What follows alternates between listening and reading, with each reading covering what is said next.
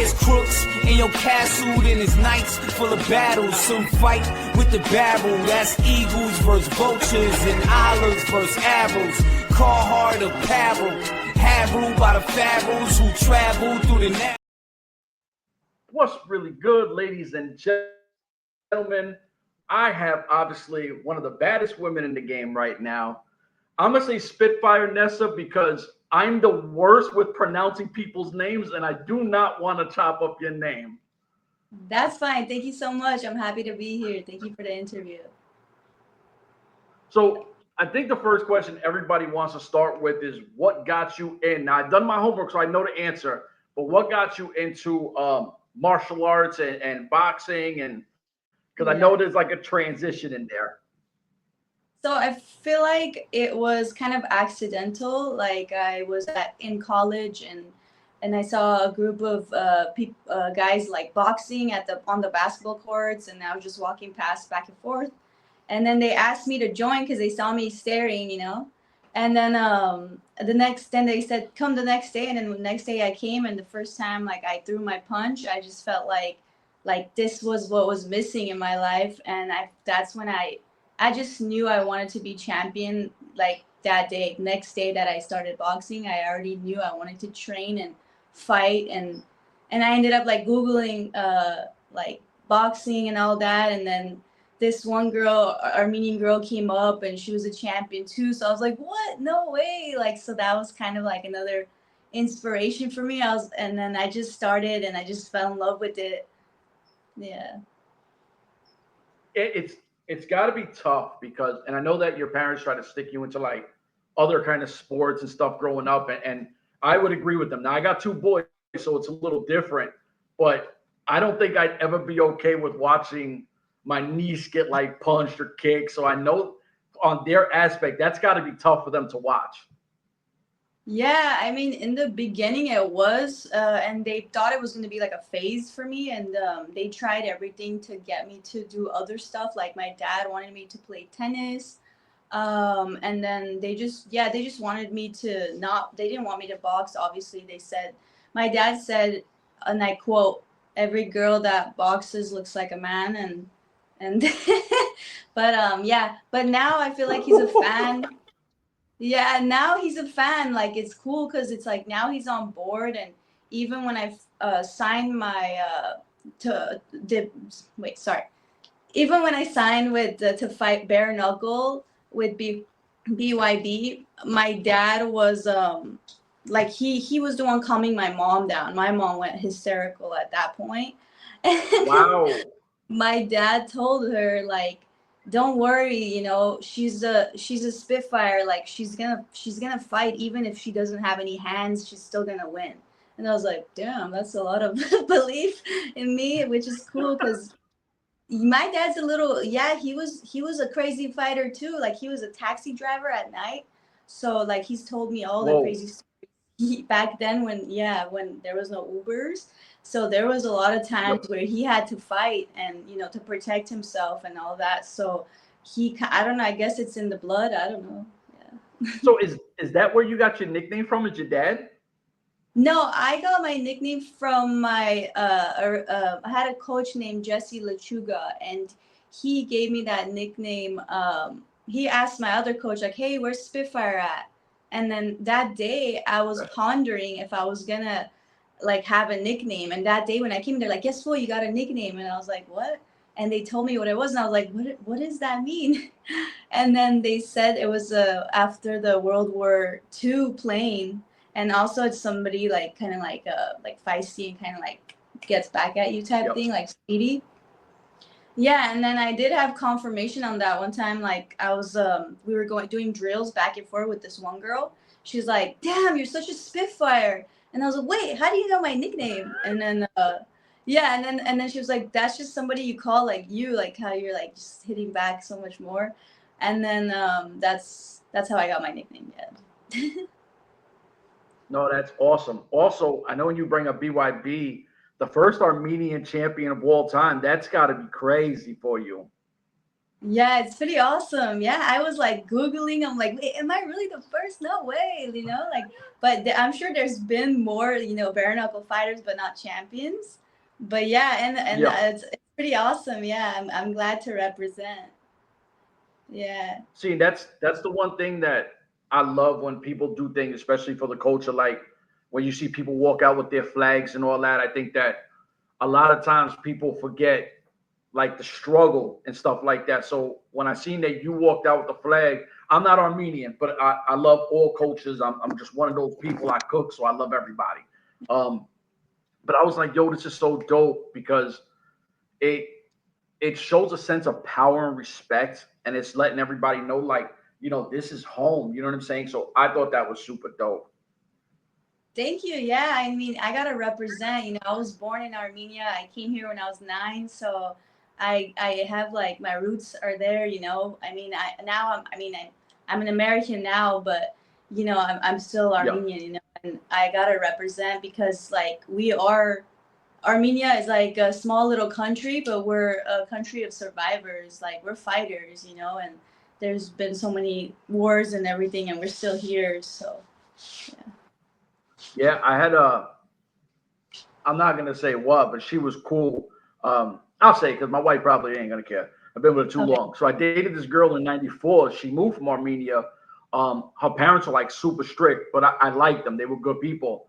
But like you could see the toughness from the mom because where I'm from New York City, so moms can be tough, but there's still a soft side to them, and it felt like there was because unless you meet somebody from somewhere else, you really don't understand. And she felt just as tough as the dad, and I was like, man, like this lady is really like I don't know, she walked and she had a powerful presence to her, and I was like, is this all your people out there? Because I'm new to it. I don't really know from if you're born here, you're kind of from here, but if you're from Yeah. there and you see that, I was like, yo, you got some strong parents. She wound up being like a doctor or something like that. Super cool, but it was amazing to learn somebody's culture. Now, was it Nice. hard coming from Armenia to here? Well, it was, yeah, it was hard to come here, like in one set. So basically, yeah, it was hard to get here and it was hard to adjust as well as a kid Yeah, because, yeah, like I didn't really speak the language. I only knew like the colors and I was just yeah, used to just having my own like friend group and I had to adjust. It was kind of like a big culture shock for like many, immigrants who come here. It's kind of like they all know what I'm yeah, talking about. But yeah, I mean, exactly. after you adjust, it's like hard to adjust back. So, yeah. Yeah, because I mean, even like I talk to people, like especially me. I moved from New York to a small town in Florida, and like I'm used to having everything available all 24 hours a day, and then now not, and it's like a culture shock because there's like cows around and stuff, and it's wild, but Yeah. I like it for what it is.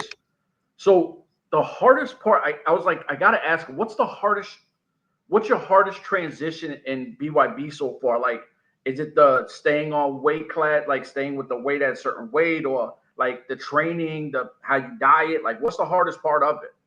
Well, the hardest part is not being able to fight right now. Yeah, it's the hardest part has been like not being able to do what I love because of injuries. I guess the Yeah, injuries are the hardest part. Like breaking my hand, that was hard because then I wasn't able to, get back to training right away. So it kind of like threw me off. Like I just kind of had to lay low for a bit, and that's probably been the hardest part about it. It's a hard sport as it is with just I mean I guess the first hard part was just fighting without the gloves because that's like I was used to just like with gloves and then it's like just knuckle hand no glove type yeah, thing. That was pretty hard. I mean there's a lot of hard things, so that made the list too. Yeah. yeah. And the ring for you guys, it doesn't look big. It feels like it's compact for just a straight up like brawl. It's tiny, man. That ring is like it's almost the same size as my bed. But yeah, Dang. it's really small. Yeah, it's It's not that big. It looks bigger than it is, but it's just like, yeah, I think they said it's the world's smallest arena. Well, now there's the phone booth and the car booth, but yeah. Yeah, yeah, yeah. Yeah. No, that's wild.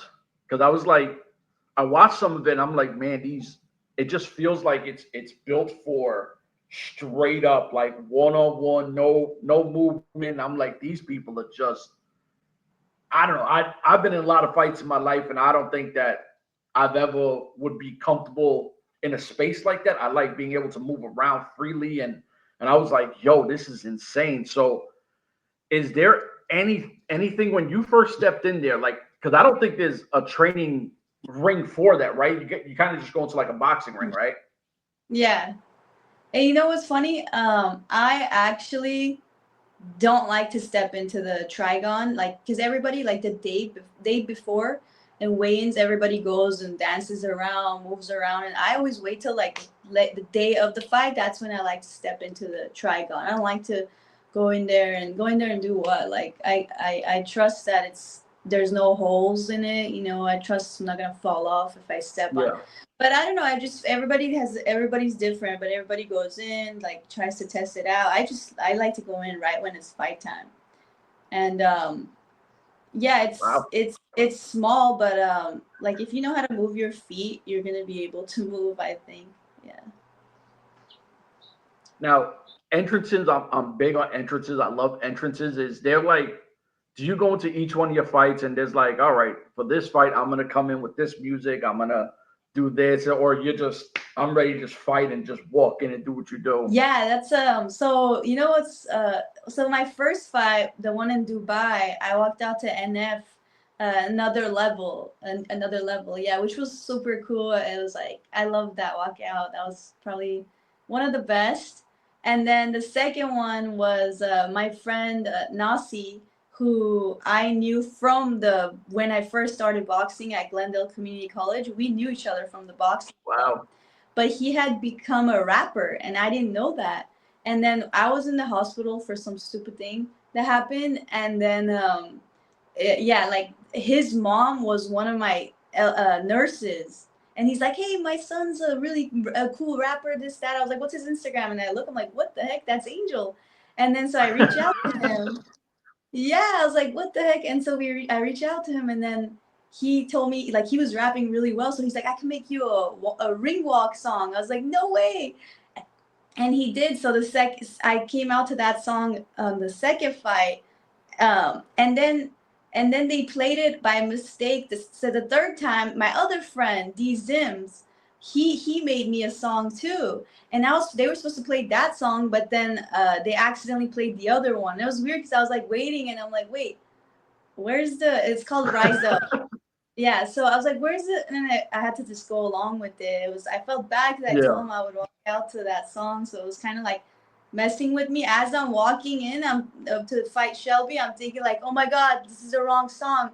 I promised him I would walk to the song, and I was feeling so bad, and I'm thinking about that Yeah. instead of thinking about like, oh, dude, this is my walkout. But then I had to, like, snap out of it, and I have to fight. So Snap out. Yeah. so That's yeah, wild. So you got two. yeah, I got two Yeah, I'm about to say songs. you got two personal walkout songs. That's crazy. Yeah, so far I got two, but yeah. No, that's awesome. Like, I think for an artist, anyone that can do something for somebody and it's personal, especially when you know them, it's so cool. Like, because you understand the vibe. It's not just, you're picking a song that's randomly made and then walking out to it. Exactly, Wow. exactly. Yeah, so the one's called Spitfire by Nasi, and the other one is Rise Up by D Zim. So check it That's out. awesome. Yeah, yeah, for sure. No, I got it, because now I'm like, oh, I got to really pay attention lyrically, because, obviously it is what it is. So Yeah. if I see, like I said, I'm a big food guy, right? Because I'm a chef. I do what I do. Um, what's a cheat meal that you like? Like, what if you gotta have a cheat meal? What is it? Oh, torta.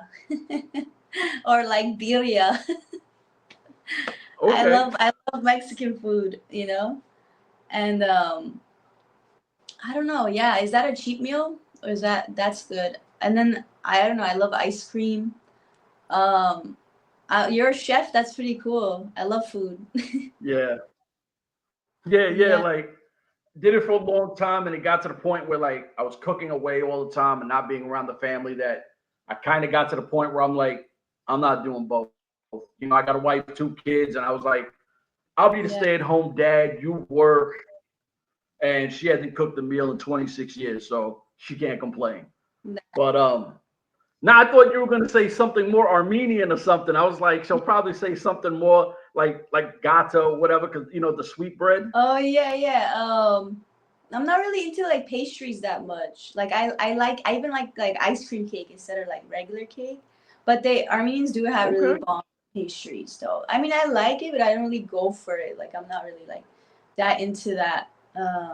But I do like I feel like a lot of Armenian food is kind of healthy. I mean I think it is. Mhm. So No, I get to I eat think it it. is. Like I I love just it. I'm gotta like I said, I'm a big fan of.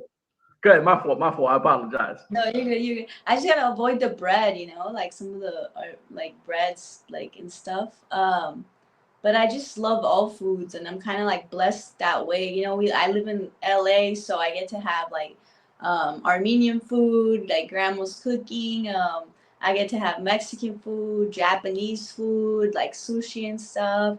I like ramen. I like everything. I like food. So You're a yeah, foodie. yeah. No, that's so cool. Now, if you had like advice to give somebody like I guess that wants to get into boxing or MMA or bare knuckle, whatever, is there like something where you go, you know, this is the struggle that I went through to try to get here? Because I think everybody just sees it and they go, oh, I want to do it until they actually have to put that work in, you know? Yeah. It's tough. It's a tough sport. You have to have the right people around you. You can't have any distractions, especially like fight week. I cut like just a lot of people off, and I just like focus and like I have to stay sharp. And you have to have the right team. Work with the right coaches. It's harder for girls. I feel like yeah, you got to be resilient. You have to have a strong mind. You can't give up easily because there's going to be times in your life that like it's not going to look like anything's going to happen, and it's going to feel like it will never happen, but you have to keep persisting and going forward. And that's the main thing. Just don't give up, and if it's like a dream and you have it in your heart, then go after it with all your might. Yeah. Yeah, and I think that like when you read a lot of like social media comments, it's a lot of dudes that hate on women fighters, and it kind of annoys me because if you're like a Mhm. fight fan and you really watch women, Yeah. it's like every single woman you watch, they're like dogs. There's no like a lot of the guys, they'll try to like gauge and take more time before they really come at each other. And women just feel like they go full blown to war. And I'm like, if you're a fight fan, this is what you want to watch. Like the women are no Yeah. joke. Yeah, you're right. Yeah, I mean, girls go in with we got something to prove, and I feel like when you have something to prove, it's just like there's nothing that holds you back type thing. But yeah, I feel like those comments, like a lot of comments and stuff, come from people who can't even fight. Like they probably couldn't defend the Yep. fly. So maybe they're just mad that a girl is stronger than them, or that I know that obviously like men are stronger than women, which is great. And I hope they all have that protector instinct and they'll protect us in a way instead of like. But all those other guys who say that, I feel like they're just weak and they don't like they're just mad because they can't fight basically.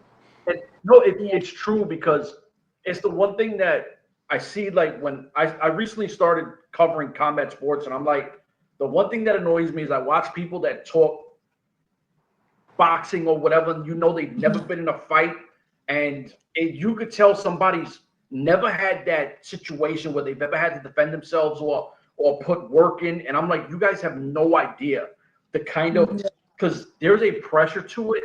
And I don't care if you're going to go into a fight, there's some still your nerves are there because you know you're about to get into some shit. And I'm like, if you've never been through that, you have no idea what they're going through. And a lot of these women like yourself and everyone else, and you're a champion.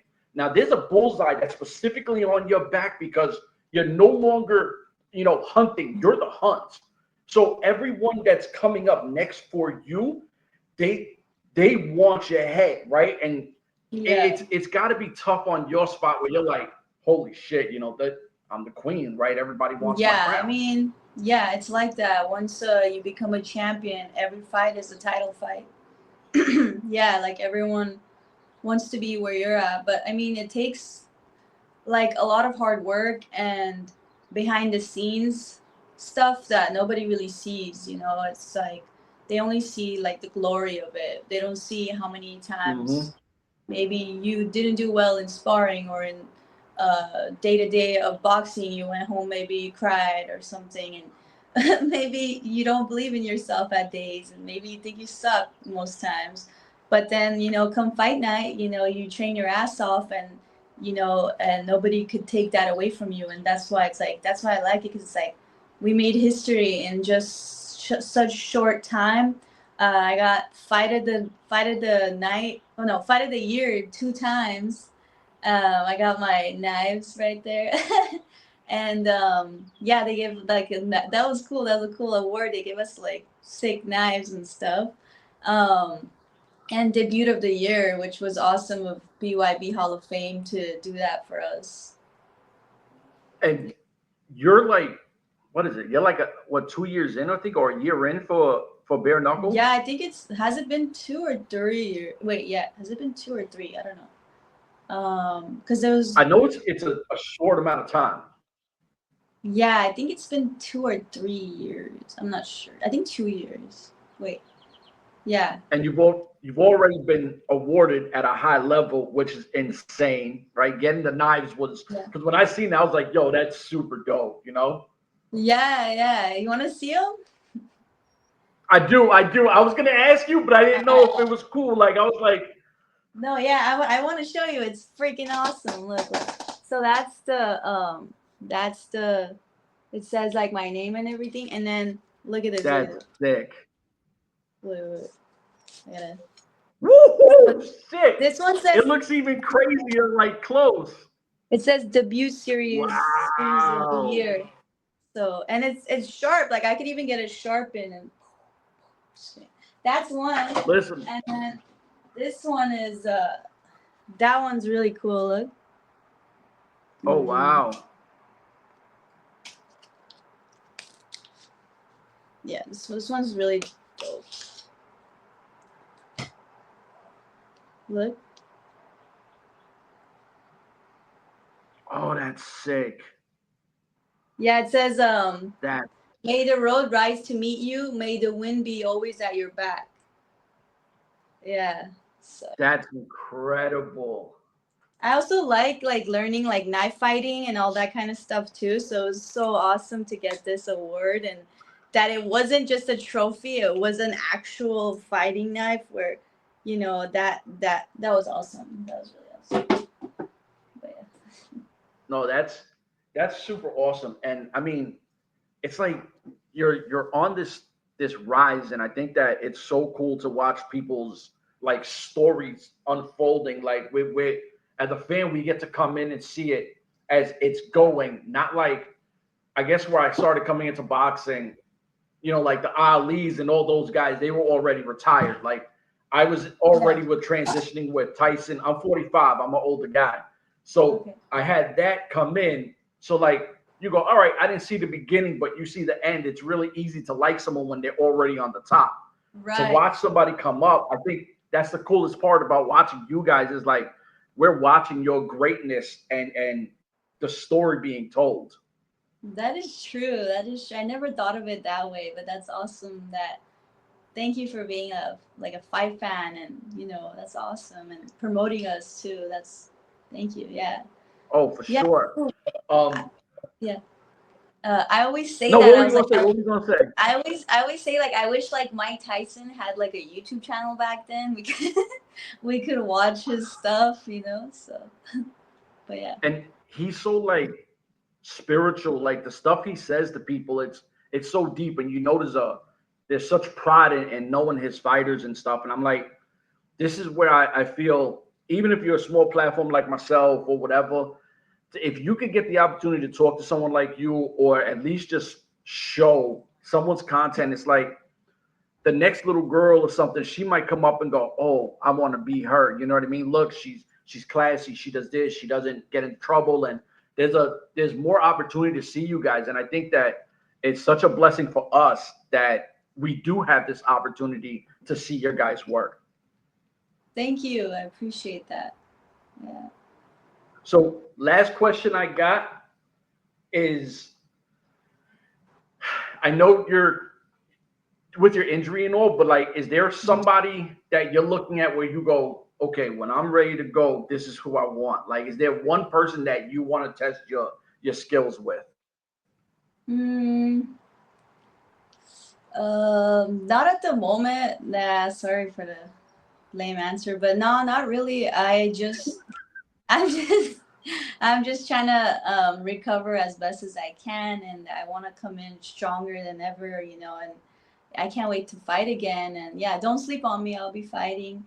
I just don't know exactly when, but I'm training. I'm in the gym, even with injuries and all that. So yeah, I know there's a lot of people probably they want to fight me, but I mean, it'll all work out. Like, we don't really, like, nobody knows the future. Nobody knows if, like, just to be here right now is a gift. Like, we don't know what's going to happen tomorrow, you know? And so it's like, it's easy to like plan things ahead, but I mean, yeah, we're only here for like a short amount of time, and we're not like, we're not God. We don't know what's going to happen. So it's not in my hands. I wish I knew the future and stuff, but no. So, but yeah, just don't sleep on me. I'm going to fight.